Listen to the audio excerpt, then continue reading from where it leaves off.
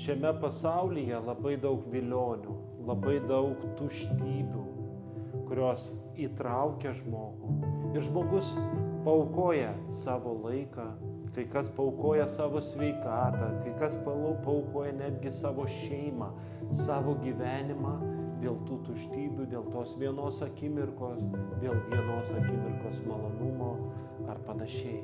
Ir žmogus labai lengvai pasiduoda tiems malonumams, toms vilionėms.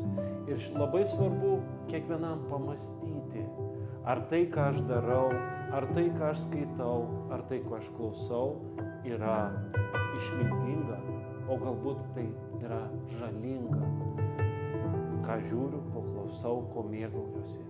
Todėl žmogui reikia turėti išminties ir būti gudriam, kad pasirinkti teisingai.